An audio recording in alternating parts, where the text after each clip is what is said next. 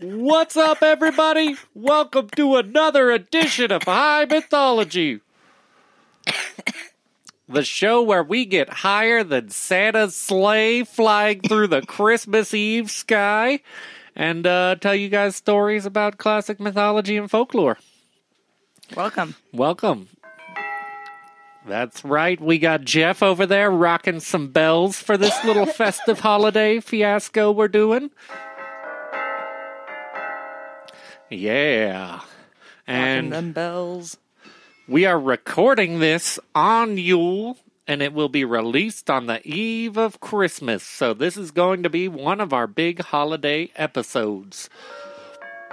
Tonight, we will be talking about the Krampus and other forms of Anti-Claus, because Krampus is the one you guys know. He's the most popular, but he's not the only one. Interesting. Yeah, and some of them are kind of scarier. I don't know why. For some reason, I guess it's modern reality, like a big bearded man is kind of scarier to me than a half goat, half demon. Yeah, it is. Like a half goat, half demon in your doorway, like you've got mental problems. A bearded man in your doorway, you're about to have pooping problems. Yeah. Well, I guess we should also mention that this is the first time Dustin's actually done the research for it all. Yeah, I did the research and the writing, and I'm going to be the one telling the stories while Kim's kicking the jokes. So we're switching it up a little bit here. We'll see how that goes. I'm not as funny as Dustin, but we'll try. We shall try. I'm excited to find out about this. I don't know anything about this guy. Like, I was not raised on that at all. Yeah. Like, I was full-on raised Christian. Yeah. Kim thought it was just a movie. I did. I had no idea. Yeah. That's a cool concept for a movie. I kind of did, too, until I started doing the research. I didn't know how deep and far back it went. What do you mean Santa's evil? It's not even fucking Santa. No. He has his own story in these. Older than Santa. And that's kind of scary. Yeah. Which is, before anyone was getting kids excited about Santa Claus, they were making them live in the fear and terror of the Krampus. Jesus. That does not sound like a fun childhood at all. Get your bong hit in before you start telling the story. Nice. Okay. And I shall begin. Wait. What kind are you smoking? Oh, I'm smoking that East Coast diesel. Nice. Nice. Good East Coast diesel. This is the most motivating weed I've ever smoked. I mean, we smoked some a couple days ago and ended up building an office. Like, yeah, gets you real up and going. Nice. All righty. One more for good luck. Okay. Why not? Everyone, jump in on this one hit.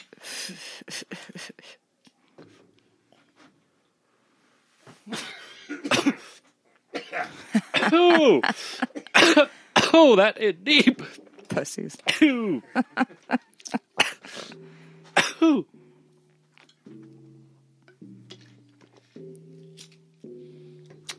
Oh, damn. All right. So if Santa is the metaphorical carrot, then his counterpart Krampus would be the stick. This Germanic-originated creature shows up once a year to beat the shit out of anyone who has been naughty. God damn. That's right. No coal in your stocking. Just a good whip. Just a wholesale ass whooping. And a one-way ticket to the underworld. That's right. He beats you and then drags you to hell. What the fuck? Yeah. So yeah, this Anti-Claus is sure to strike fear into the hearts of children and men alike. He's a large, half-demon, half-goat. Lucifer, very Lucifer-looking, yeah. On his head sits a huge pair of horns and black hair.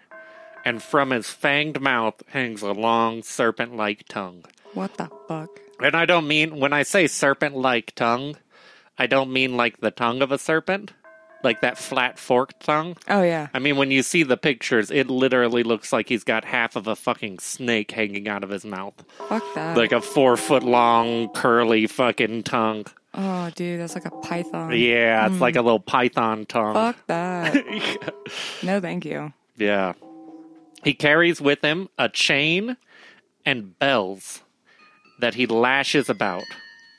On his back is a bundle of birch sticks that he uses to beat children before tying them up in the chains and dragging them back to hell. How big are these birch stems? Because birch is pretty, It looked whimsical. It looked like they were good 3-4 foot long switches. Oh shit! Okay. So they might be a little flimsy, but they're gonna hurt. And he's got enough of them that if he breaks one, Fuck it, I got a bushel of birch sticks back here. Yeah, Jesus. Yeah. So the origins of the Krampus, and this is kind of what blew my mind. The origins of the Krampus go back as far or even further than his jolly bearded counterpart, Santa Claus, or St. Nicholas even. See, in Catholicism, St. Nicholas is the patron saint of children. And his saintly day, Nikolostag, or St. Nicholas Day, Nikolostag, fell on December 6th. So it wasn't even actually Christmas. Okay. On the eve of Nikolostag, children would leave boots or shoes outside on their front step. Ooh, that is not safe in Texas. Yeah. Nowhere near safe in Florida. There's a snake in my boot. Yeah. Dude, fuck that. No, thank you. Especially in the wintertime when they're trying to find warmth. Yeah. You do not stick your shoes outside without expecting to find a fucking unknown friend. Yeah. Oh, look, Santa got me a scorpion. How nice. How yes. nice. Yeah. So, yeah, if you were good, you would get a present in your shoe.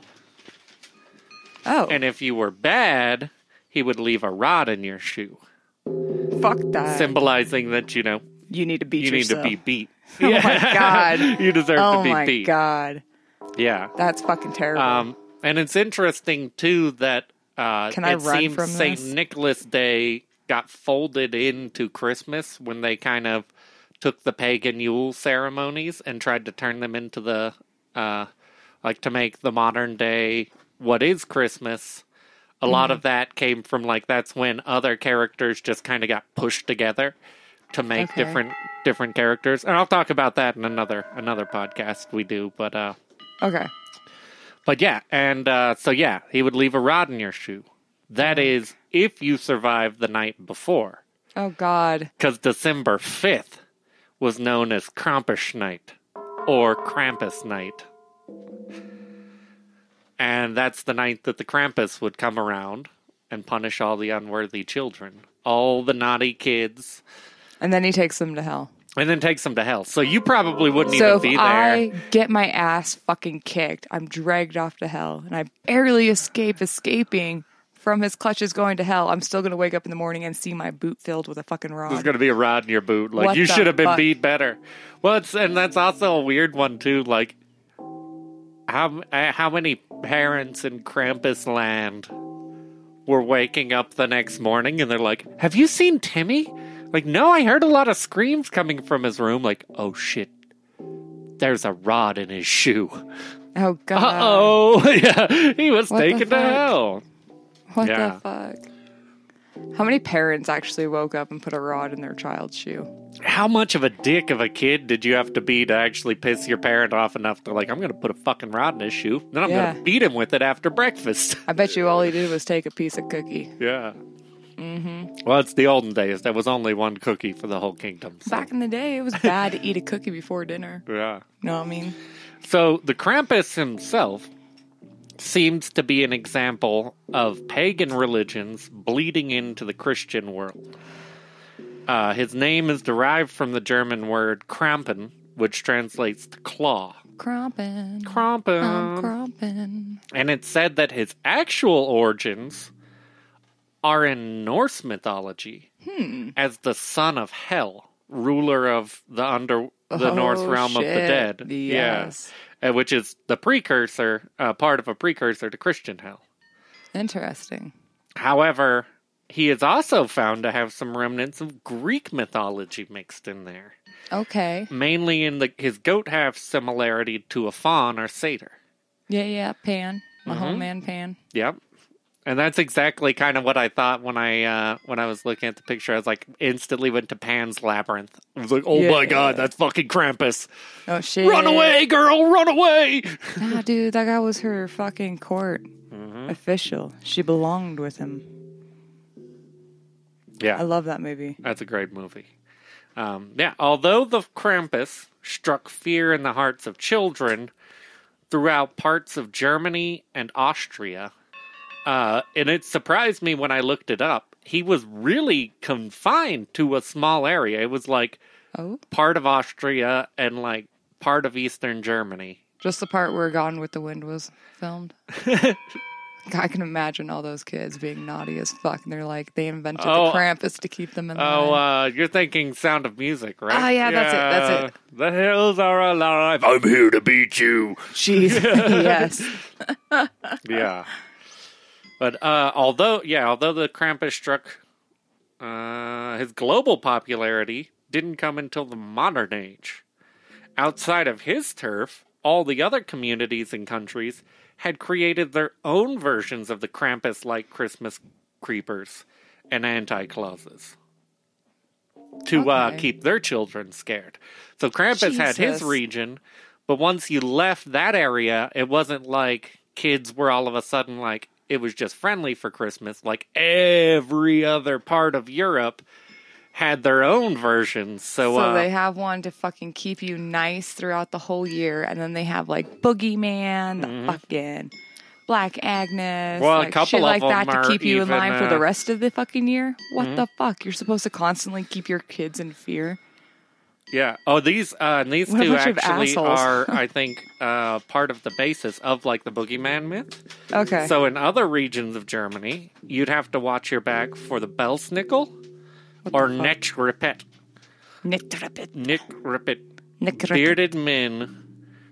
They have huge black beards, and they roam the countryside with switches, beating children who are out of line or who are just out. What the fuck? So, like, if you're just out in the woods where you're not supposed to be, presumably, being too curious, the fucking Belsnickel could roll up and just beat the shit out of you. And they were kind of turned into the boogeyman eventually. You've got the image of, like, a gang of the Rocks with giant-ass black beards come rolling through on their motorcycles. Yeah, that's like that's what I'm scary thinking. Jason Momoas. Yeah. What the fuck? Like, yes. Oh, fuck. Yeah. Bunch of Khal Drogos coming at you. Yeah, fuck that. Fuck no. And then further, on the French and German border, their anti-clause came from more historical references than mythological. Of course they did. Hanstrap, the child-murdering scarecrow, began his life as a wealthy man. He was overtaken by greed and evil and eventually excommunicated by the Catholic Church. I could see that. Exiled to the forest, he sold his soul to the devil and truly embraced his evil side. Like, really fucking embraced it. Wow. He stuffed straw into his clothes to disguise himself as a scarecrow and started to kill and eat children. Jesus, that's like Jeepers Creepers. What yes, the fuck? The pictures of him that they have are fucking terrifying. Because, yeah, some of them he has like a little sickle. Some of them he has a hook, some of them he just has a knife, but it's always just this fucking creepy scarecrow. Wow, dude. How did we not know about this kind of shit till later on? Like, what's been hiding all this crap? And, so the legend says one day he was about to eat a young boy, and God caught him. Oh, of course he did. And being angry, he struck him down with a bolt of lightning. That sounds like something Zeus would do. Uh-huh. And the lightning killed him. This is the odd part that you'll see with a lot of them. The lightning killed him, but he was cursed to walk the earth seeking redemption. Like Krampus, he rolls around the day before St. Nicholas. The big difference, though, is he gives kids a stern talking to instead of a beating. God, that'd be so much worse. I'd be fucking staring at him like it goes in one ear and out the other while he just constantly, like, bad mouths me. I'm like, you do know I have ADHD, right? There's Like, nothing scarier than an undead scarecrow fuck. cornering you in the forest and telling you he's not mad. He's just really fucking disappointed. Fuck Yeah. that. Oh my god, I don't know what to make of this. Fuck that, dude. Yeah. So the roots of Hanstrap can actually be traced back to a real dude, a historic figure. Jesus. A man named Hans von Troth, a late 15th century German knight. Von Troth lived on the German side of the French border and was constantly an asshole to his neighbors and to the church. Well, maybe be nicer. Be nicer, yeah. So Von Troth one day got into a land dispute with a local abbot. Okay. And to be a dick, he ordered the Weislauter River dammed and cut off. Dick. Yeah. And this cut the whole town of Weissenberg off from water. Dick. An entire town. He basically just diverted the river and said, fuck you guys. Droughted them. Yeah. And so the abbot came to him to complain and seek resolve. And it doesn't even sound like the abbot came at him in the stories, like the abbot came at him that hard, just like to see if there was any way he could fix it. Being even more of a dick, Von Troth's answer to the abbot complaining was to basically blow the dam, flooding the entire town, Jesus, killing multiple people, wow, and destroying the town's economy and crops for pretty much forever. Like, it flooded the whole of the fucking town. Way to go, asshole. Yeah. So the abbot took the complaint all the way up to the Pope in fucking Vatican City. And the Pope got angry at it and excommunicated Von Troth. Well, but the funny thing about how like shit worked with nobility and stuff was like they excommunicated him, but he even had the chance to go to the Vatican to explain his side, and they would have basically reinstated all of his rights within the church. But as you can tell from the Von Troth story, he's kind of a dick, so I'm guessing he helicoptered his dong around, raised two middle fingers, and was just like, fuck Vatican City! I bet, yeah. Yeah. And so, yeah, he was excommunicated. And after that, he dressed up like a scarecrow and started eating kids. Wow. No, I'm joking. He didn't. Oh. The real life story is way more dull. He lived out the rest of his years in his tits castle. Yeah, I would too. But after his death, his evil behaviors were accentuated, and they say a lot of it was probably proprietarated by the Catholic Church, who he had made mad. And he was accentuated and turned into Hans von Troth, or turned into Hans Troth. Yeah. Interesting. Yeah, and so basically the moral of that story is like, don't piss off the Catholic Church, or the day you die, they'll turn you into the next boogeyman. I know, right? Well, I mean, they blamed a lot of innocent people to be witches, too. Oh, yeah, we'll talk about some... Yeah. We'll definitely talk about some witches in here, because there's for sure some... Oh, interesting. Okay.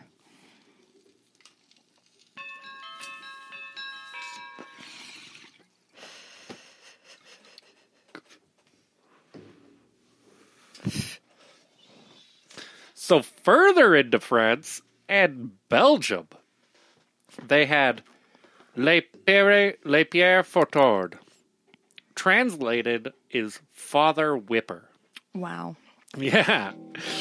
It is believed he was based in paganism, most likely Celtic. However, the pagan origins have been completely lost over time. So no one knows the pagan myth that he came from. Well, yeah, if it's Celtic, they're not going to really know. They didn't write anything down. And they gradually, the pieces of the myth that kept falling off were replaced with ties in of historical figures. Like there's a thing with him having a sooty face. Like that was an example of, I think it was King George or something like that. Oh, shit. Yeah. But yeah, so he was shaped by historical legends. He dressed in dark robes and had a soot-covered face, a long beard, and wild hair. He carries a whip, a bullwhip, that he snaps as he comes to punish children. Indiana Jones style. With a good beating. Yeah, he whips you and gives you coal. You should bring a gun. So not only do you get whipped, you get like the complimentary throw a piece of coal at you afterwards, like clean yourself off. Wow. Yeah. Add insult to injury. Yeah. And so another interesting thing, too, is unlike many of the other ones who come on their own day, which is typically Krampus night, December 5th, Lapierre follows St. Nicholas from house to house. Oh, fuck So that. right after fucking Santa Claus leaves, and you're like, why didn't I get a present? Whoosh, whoosh, whoosh. He's coming down the hallway like, oh, God, I'm going to get a beating and I'm going to get coal. Jesus. Yeah. I'd be like fully bundled up, ready to fucking bounce every fucking Christmas. I wouldn't know what to do. I'd be like, Yeah.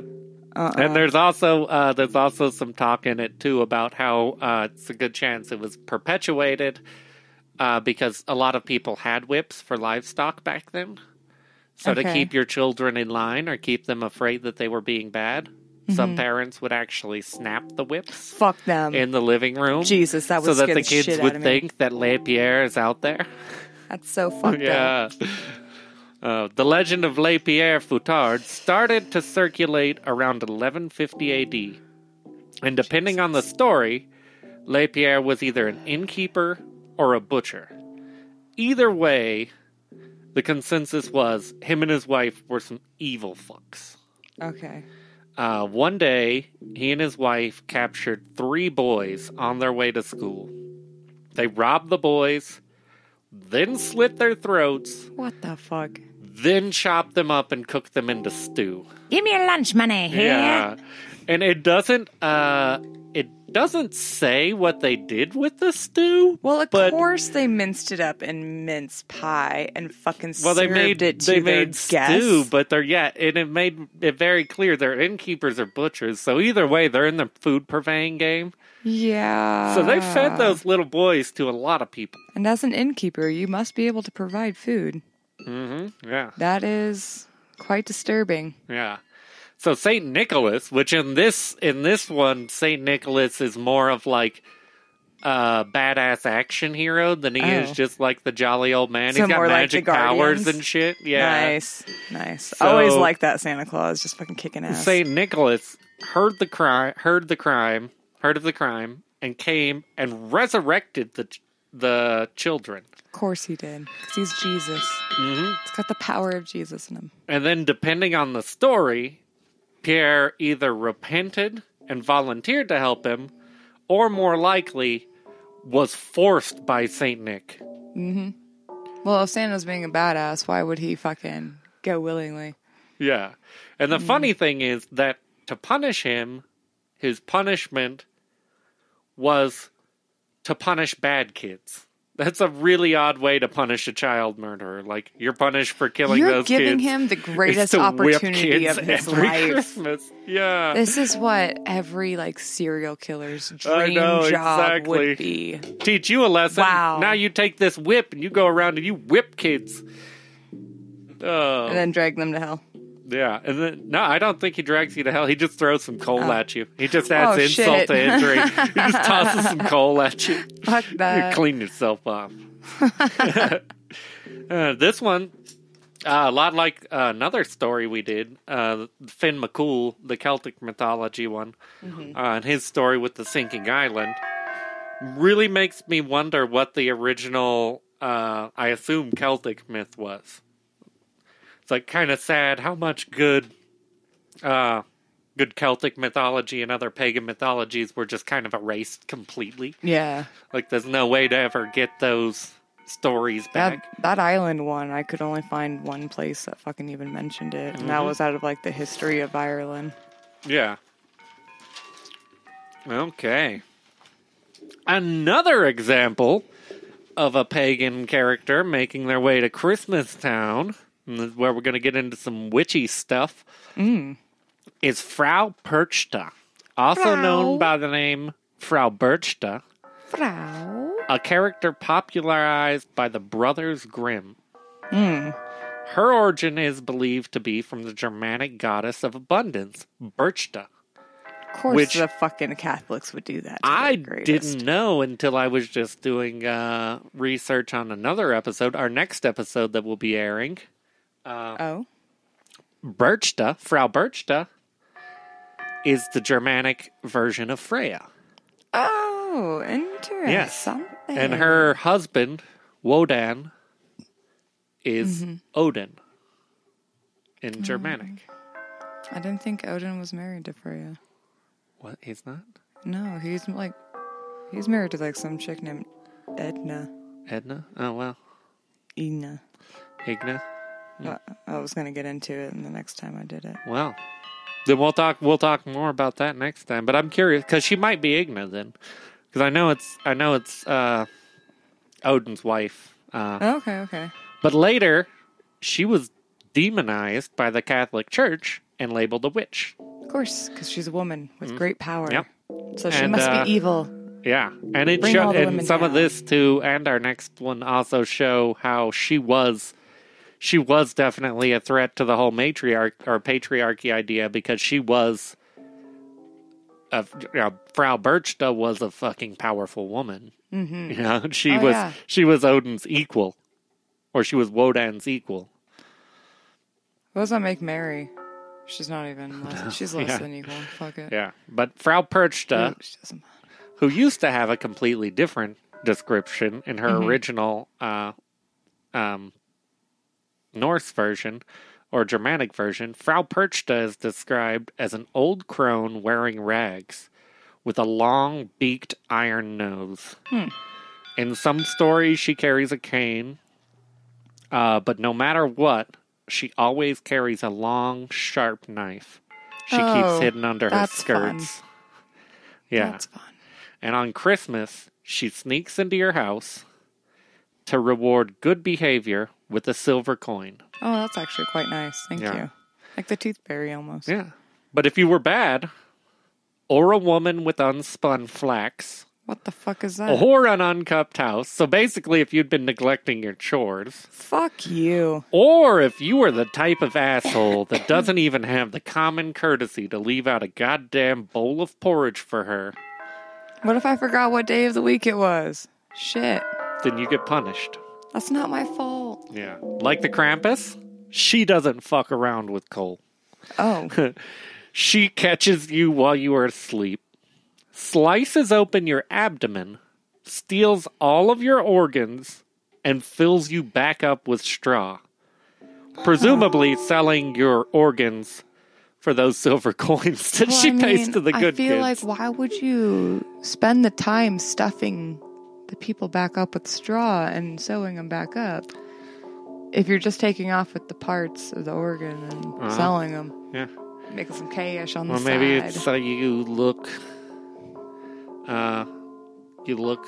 like you're normal in the morning, but you're dead. What the fuck? Or maybe actually a possible reason for that, thinking about it from like and this is just me thinking of possible reasons, could be because they were using her as an excuse for freezing to death. And you know what I mean? They'd be like, oh, someone must have snatched up her organs and filled her with straw because she's cold. Yeah. Interesting. Yeah. Interesting. Yeah, interesting stuff. Because she is also tied with the Wild Hunt, and they are clearly a metaphor for that. Oh. Too, which I'm about to get into them a little bit. Okay. Yeah. So, yeah, she also has roots in another pagan Christmas myth, the Wild Hunt. The Wild Hunt are a group of Krampus-like creatures, elves, and unbaptized babies. Jesus. Led by none other than Frau Perchta. Okay. During the last 3 Thursdays leading up to Christmas, the hunt rides through the skies, collecting souls and wreaking havoc. You can hear them in the thunder and in the wind, they say. So that howling in the wind is the howling of the hunt. What kind of havoc are they causing? Like pushing trees over on top of houses and shit? Pushing trees over. Okay, so yeah. Natural disaster. Winter type storms, basically. Yeah. shit. Okay. Yeah. Which, there's also a thing where they're said to be a metaphor in a lot of countries. In Scandinavia, definitely, they were said to have been originated as a metaphor for winter storms. Okay. Interesting. Yeah. And the end of the dark times and beginning of the light times. Okay. Because they ride until we're past the point where the days begin to get longer. Are they riding motorcycles? Oh, I like to imagine that. Nowadays awesome. They are. Yeah, that's modern ages. Nice. Yeah. And for all of all you wild hunters out there, don't get upset at me for that description. That is the one specifically tied to Frau Perchta and the whole Christmas thing. Oh, so there's multiple ones. Oh, there's a whole lot. Yeah, we're gonna do a whole episode, a little Saturday short about that. That'll be coming out for you the day after Christmas. So interesting. Sweet. Yeah. Oh, did you do more research? Oh yeah. I got the whole wild hunt figured out now. Yeah. I got this actually put me on the rabbit hole for the next episode. Mm-hmm. Because reading about that, I had thought the wild hunt for me was kind of like Krampus was for you, because I play The Witcher 3, and anyone who plays The Witcher 3 knows that the wild hunt that's where I know is that part of it. shit. They're like kind of the bad guys. So I saw the wild hunt on here and was like, what? That's fucking real? And then looked it up with this, read through this description, and I was like, that sounds watered down and overly Christianized, because it's definitely one of those where you can tell everything was made evil. Uh-huh. Like everything was a distorted, because even the way they describe the elves. And nice. it, like the elves who are with Frau Perchta unbaptized children. Unbaptized babies, yeah. I don't know what they're doing in the hunt. I don't know what they're contributing to the hunt, though. It doesn't make sense why they would. I understand if it's like they're hauling them off to the afterlife. They've got so many babies. If the way they said it makes it sound like the babies are hunting with them, which is very confusing. Are they riding like dogs? The Witcher, where it's like got 6 eyeballs and crawling after you with like a long snake. That could be it. Yeah. Fuck that. But yeah. Got off topic there, but yeah, next episode, Saturday short, Wild Hunt, look for it this Saturday.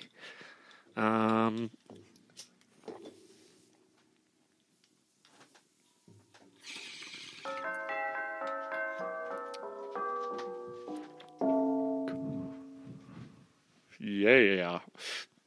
Okay, moving on. Now, before we come back full circle, one dishonorable mention that I came across. Very dishonorable mention that I have to bring up is Zwarte Piet. Zwarte Piet? Piet. Yeah. I think it's pronounced. It sounds like it's pronounced Pete, though. But he's not really an anti-Claus. Okay. More of a Santa's helper kind of scenario. Like Elf? Like Elf. Like they have... well... bad analysis? I guess, yeah. The best way to describe it would be like, say, Santa's got all of the elves that work there, right? Okay. But he also has Sam Jackson from the Django Unchained. What the fuck? Zwarte Piet is the Sam Jackson from Django Unchained, basically. Wow. Yeah, Zwarte Piet is a horribly racist character from the Netherlands, who was supposed to be a Moor, but he was even created in the 1850s. So he was created during a time where it was like slavery was going on major, and Okay. Basically, he was only ever really described as Santa's helper or Santa's servant. Okay. But yeah, he's also inspired an entire country to think that blackface is a cool thing to do for Christmas. Yes. So the Netherlands, you can look up pictures of it. ZWARTEPIET. And you will see tons of pictures of Netherlands people like they don't even know that they're not supposed to do that. Wow. Like it's a blackface festival. They're still doing it. Oh my God. There's actually a huge debate about it, I think, last year. when last Christmas came around, and it just kind of a bunch of people were like, wait, they're doing what? Yeah. That is so fucked up. Yeah. So to the Dutch out there, are any of our Dutch listeners out there in the Netherlands, I just have to say, come on. For real. Just come on. I mean, you and me are both Dutch. Too, yeah. So we're just like, even we know better. Come on now. Yeah, that's just horrible. And I came across that one because even when I was reading and researching all of these, he was just mentioned in the bottom because they were talking about some of the National Geographic, and they were talking about some of the other creatures like the Krampus. Then they're like, and then there's other characters like Zwarte Piet that have actually brought countries under this radar for criticism. And I'm like, huh? Wow.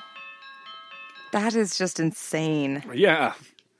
So yeah, little hit. It's like the Kazakhstan's way of running the Jew. If you guys haven't seen that new boat rap movie, that's pretty fucking funny. It's actually listed rated R for blackface. But I did not see any blackface. The picture of Justin Trudeau. Oh, is that what it was? I thought it was about the picture of Kanye.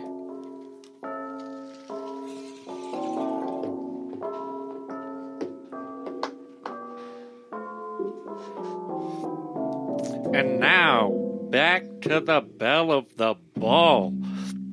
The name that made y'all click on this link for sure. The Krampus. Ooh. An Austrian character with its origins in the pagan solstice celebrations of old. Mm-hmm. So how did he go from that small region of Austria and Germany to worldwide recognition? Marketing, of course. Nice. First step, Krampus for adults. And this has got to be the most terrifying thing that a poor fucking Austrian or German child could have gone through. But they started to kick off a tradition called Krampusschlaaf, or the Krampus Run. And it became a popular way for adults to let loose and blow off some steam. And while keeping the kids in line. Wow. And it would usually consist of a group of men who would get drunk and dress like Krampus.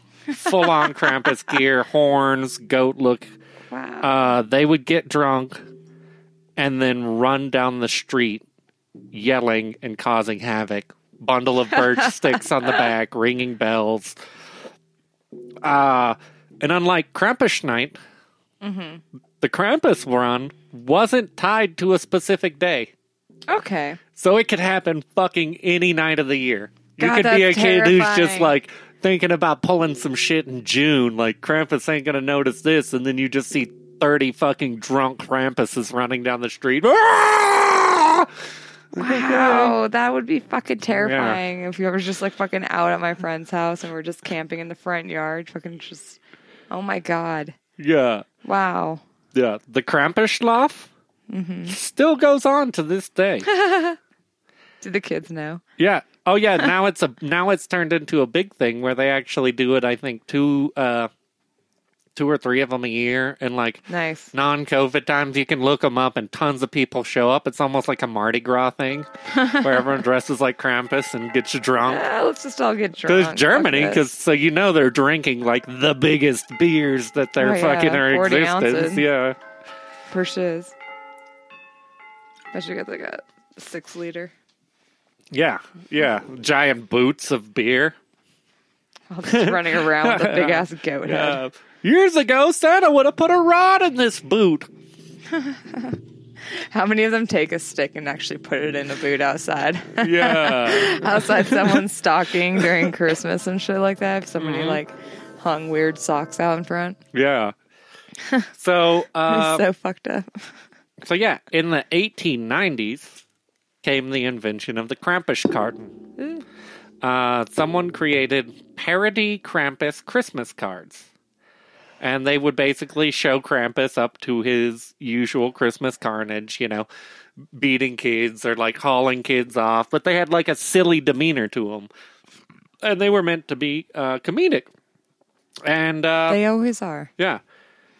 Krampus cartons even started to spread from Christmas to other holidays. Oh? Yeah, so there was like an Easter Krampus carton. I think my favorite that I saw was there was a Krampus, Valentine's Krampus carton. Oh. Which was a Krampus proposing to a female Krampus. Aw. Yeah. I bet you some love really does work out like that. Yeah, exactly. It's just a pair of Scrooges just falling in love. Yep. Yeah. I bet you those are the parents that, like, they have these kids and they literally walk around the house almost every night in their Krampus outfit. Yeah. Just to scare the kids. Go to bed. Yeah, go to bed. Yeah. And the funny thing, too, is with as much of that seems like the fucking American jam right there, right? How Americans act. Krampus cartons crushed it all throughout Europe, but they did not take off in the Americas until 2004. Oh, I can't see when they why. were organized into a book. Okay. So someone basically just organized them all into a book. Made it comprehensible to the And Americans. then, the book got out there, and then people were like, Krampus cards, what the fuck? Now I want them. And then that boom led to the movie getting made. And then ever since then, the Krampus is literally, out of all of these that I mentioned, I'm sure he's the only one that most people know the name of going into this. Like, I know I'm that way. Like, I didn't know Frau Perchta or fucking Lapierre, Foutard. But they, the funny thing is, those people, when it all started, those characters were actually, they had far more range than him. You know, they were like, one of them was like all of France and Belgium. Jesus. So that's like 2 whole countries, whereas like Krampus's area was literally like a hill area that encompassed the Austrian-Germany border. Fuck that. Yeah. Like we got in our Sasquatches. Yeah. Well, we got a couple minutes left. Do you guys want to hear about one more kind of honorable mention here? Do one more. Okay. Lay it on us. Yeah. So, this is just one I found interesting. You can't put it necessarily into the same category as the Krampus, because it's definitely not nearly as violent, but her name was La Bafana. La Bafana. La Bafana. And she was from Italy. Ooh, Yeah, Kim loves Italy. Yeah. La Bafana, she has a crone-like, very witch-like look. Like, she looks completely like a witch. You can tell how that character was taken and later vilified to turn into the typical witch, even though, as you'll hear, she wasn't actually mean. Yeah. Oh. Yeah. Okay, so she was just pretty much like the old witch from Spirited Away, the nice sister. Kind of, yeah. She looks evil, but she's really nice. She's really nice, yeah. Because, yes, she first came about, was first recorded in 1549 by Italian poet Agnolo Firenzola. Agnolo Fanzola. And she was portrayed as an ugly old woman who flew her broom at night. And sometime between... She's got to get her turnips. Yeah. Sometime between the 5th and 6th of January...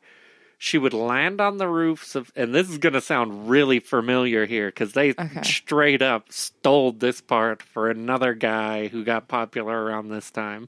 Okay. She would land on the roofs of houses and slide down the chimneys. And steal their carrots. Leaving candles and presents for the good children and coal for the bad. Oh. Yeah. If they were wise...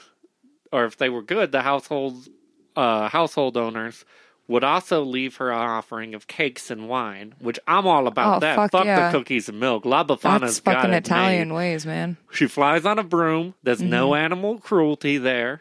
Yeah. You know, she drops down, leaves presents. Scented candles are like fucking...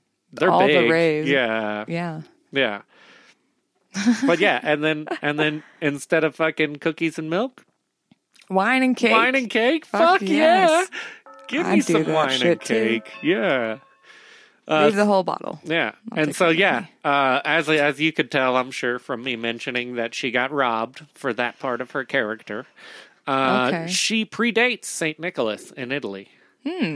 Yeah. And her name is actually derived from the Italian word for Epiphany, which is considered January 6th. Oh, okay. January 6th is known as the last day of Christmas. Also, So in the traditional days, Christmas would go that's usually about the from time I bake a December cake to anyway. January. I think it would go from the 6th to the 6th. 6th of December to the 6th of January. That's always my New Year's resolution. Bake one cake for the year and be done with it. Be done with it. So you got to bake that cake for La Bafana now. And I can always say, I always Leave her out a complete cup at of least wine? one New Year's resolution a year. I'll make 2 or 3, but only one ever succeeds. I baked that cake in the beginning of the year. Yeah. But the Epiphany, January 6th, is supposed to be it is in the traditional, like in the calendar, it is the end of it's the end of the dark days.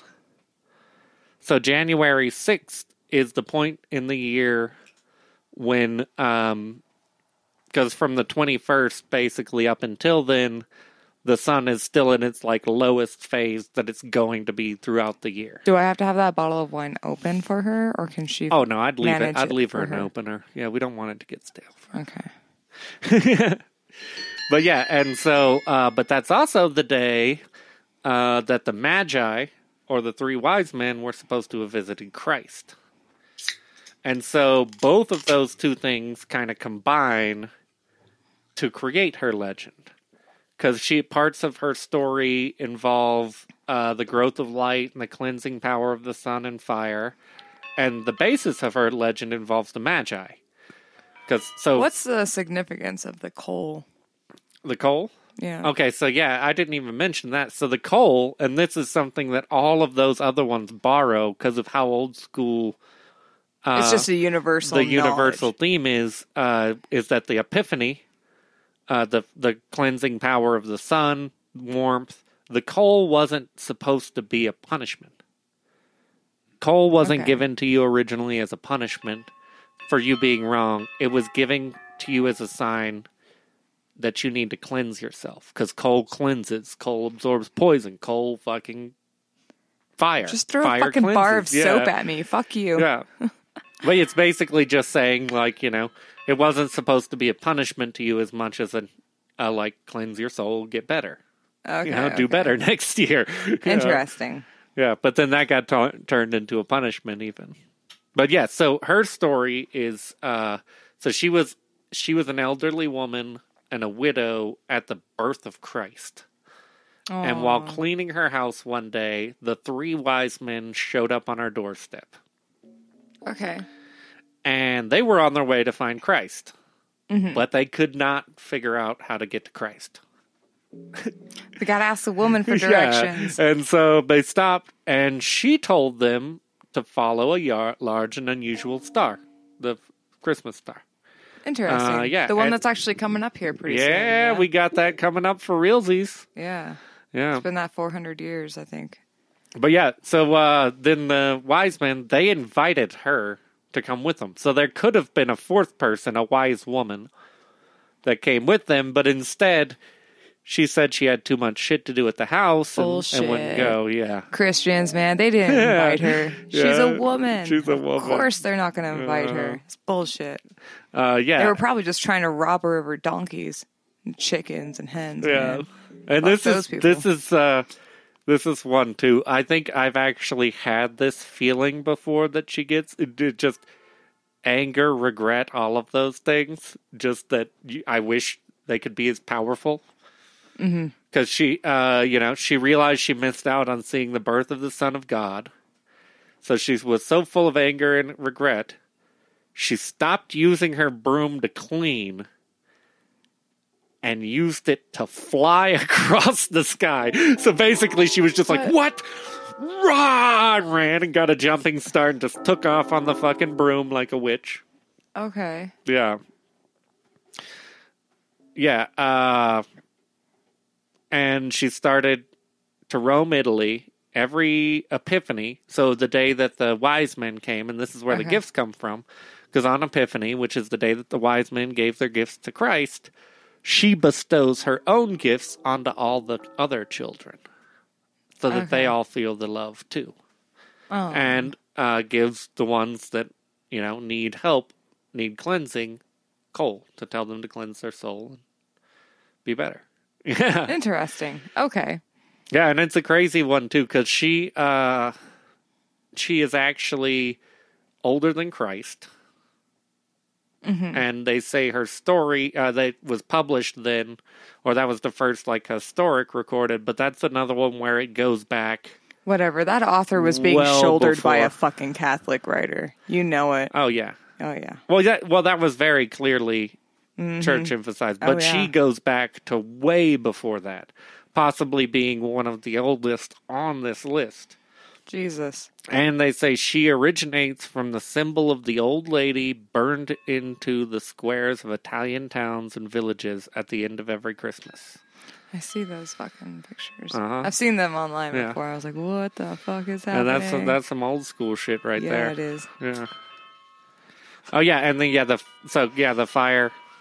fire and the cleansing power are represented by the coal and her broom. That's also why she has a broom.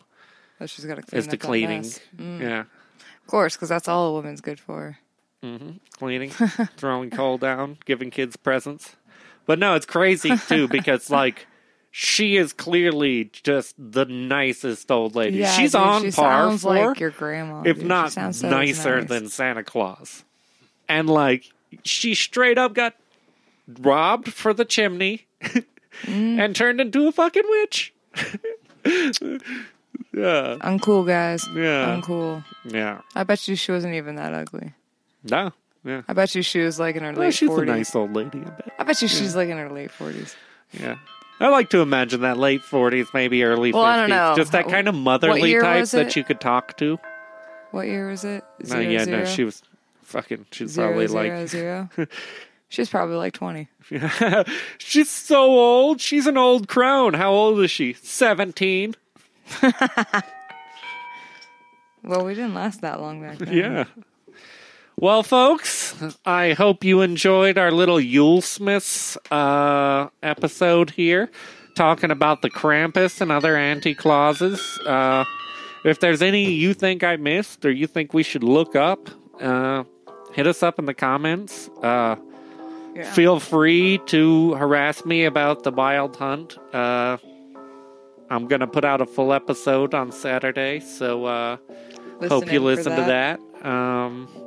Our sources for this episode were history.com, thestoriedimaginarium.com, which is interesting because they had some random really old school shit that was some real deep pull stuff.